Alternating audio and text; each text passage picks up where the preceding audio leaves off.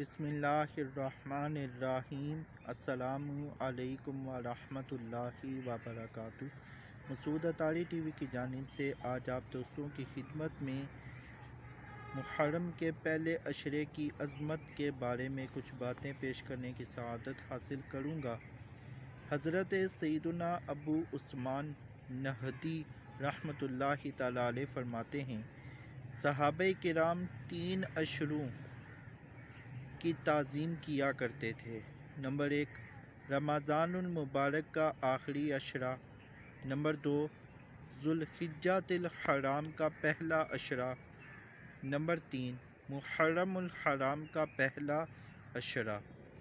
پیارے پیارے اسلامی بھائیوں، اس مبارک ماہ میں 10 محرم الحرام کو خصوصی اہمیت حاصل ہے۔ اسے یوم عاشوراء کے نام سے جانا جاتا ہے۔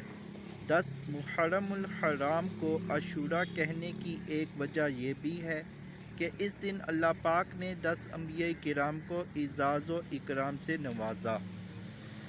یوم عاشوراء کی مبارک نسبتیں۔ یوم عاشوراء کو انبیاء کرام علیہم السلام سے خصوصی نسبت حاصل ہے۔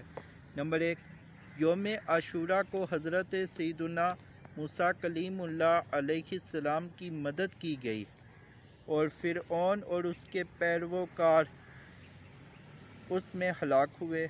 نمبر 2 حضرت سیدنا نوح نجی اللہ علیہ السلام کی کشتی جودی پہاڑ پر ٹھہری۔ نمبر 3 حضرت سیدنا یونس علیہ السلام کو مچھلی کے پیٹ سے نجات ملی۔ نمبر 4 حضرت سیدنا آدم صفی اللہ علیہ السلام کی قبولیت توبہ کا دن ہے۔ نمبر 5 حضرت سیدنا یوسف علیہ السلام کنویں سے نکالے گئے۔ نمبر 6 اسی دن حضرت سیدنا عیسیٰ روح اللہ علیہ السلام کی ولادت ہوئی اور اسی دن آپ علیہ السلام کو آسمان پر اٹھایا گیا۔ نمبر 7 عاشوراء کے دن ہی حضرت سیدنا داؤد علیہ السلام کی توبہ قبول ہوئی۔ 8 حضرت سیدنا ابراہیم خلیل اللہ علیہ السلام کی اسی دن ولادت ہوئی۔ 9 حضرت سیدنا یعقوب علیہ السلام کی بینائی کی کمزوری اسی دن دور ہوئی۔ 10 حضرت سیدنا ادریس علیہ السلام کو آسمان پر اٹھایا گیا۔ 11 اسی روز اللہ پاک نے حضرت سیدنا ایوب علیہ السلام کی آزمائش دور فرمائی۔ 12 یوم عاشوراء کو ہی حضرت سیدنا سلیمان علیہ السلام کو بادشاہت عطا کی گئی۔